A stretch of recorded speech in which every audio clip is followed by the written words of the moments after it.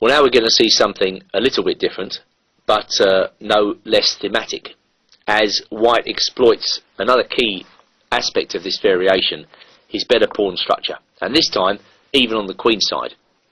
It's a game between Misa Pap, graded 2500, and Porvilas Lasincas, and this game was played in 2012.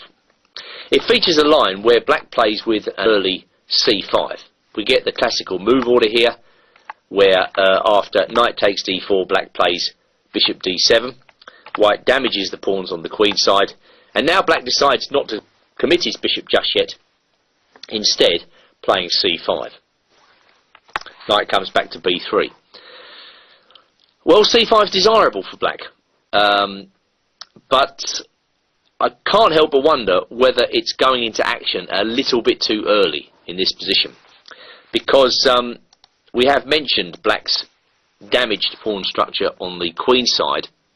What black would very much like to do here is to develop his bishop now and get castled, and hopefully maintain these pawns intact in the centre. But the problem is now white's putting pressure on the square d5, so black's got to pause for a while and defend that square with the move c6 rather than playing a move like bishop e7. Note that if black plays c4 in this position, actually those pawns are becoming weaker as they advance up the board, and it may even be in this position that white can take on d5 as the knight on e4 is on pre. It's unlikely that tactical continuations are going to favour black in this position because he's behind in development, and of course he hasn't castled. So Lasincas defends with c6, and now Pap plays a very good move here, pawn up to c4, freezing the double pawns on the queen side and highlighting that perhaps black has gone into action, as I say, a little bit too early. I really like c4 in this position, and it certainly gives back some practical problems. Well, what's black to do? I mean, he's really under fire already. He tried taking on c4. White dropped his knight back to d2. Pap isn't worried at all that he's going a pawn down in this position. He knows it's only temporary, because now black has 3 weak pawns on the c-file, not to mention his isolated a pawn.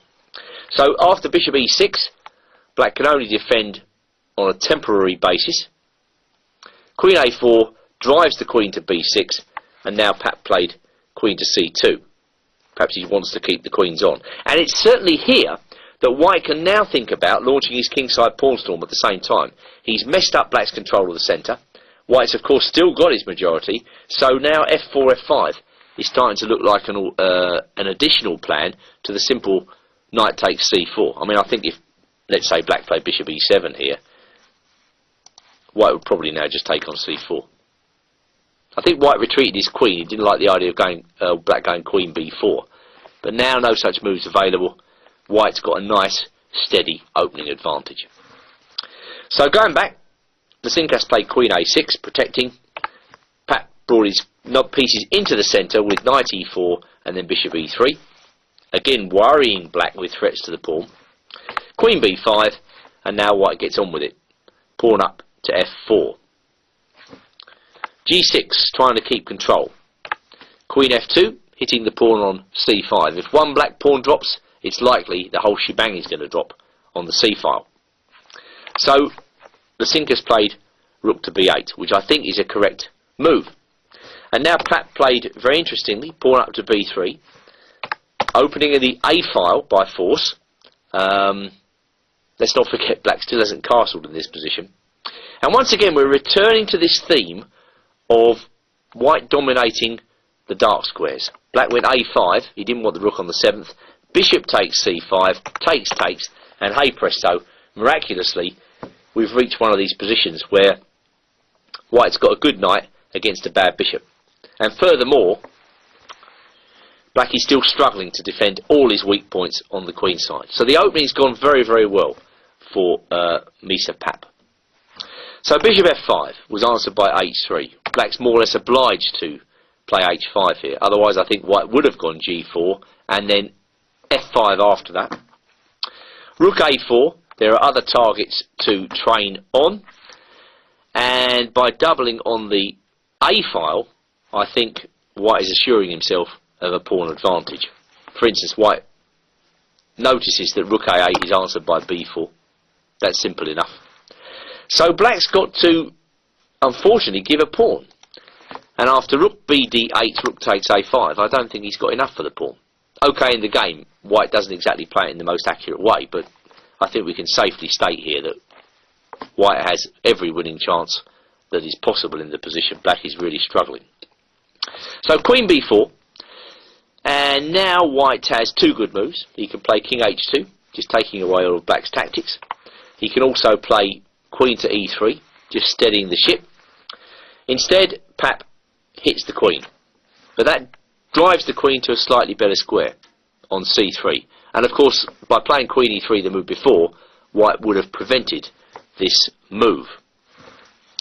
Rook 1 a2, and now black gets a little bit of counterplay together with rook d1 check and queen c1, possibly counterplay which Pap should not have allowed. Rook c4, rook h1 check.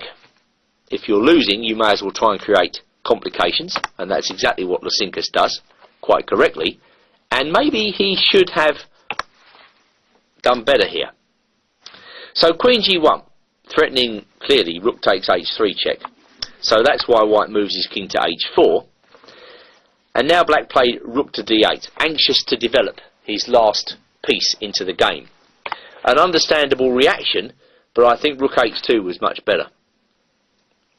And that causes some problems for white. Black's threatening bishop takes h3, and if rook c3, we can do it anyway. And the point is that the knight on c5 is attacked.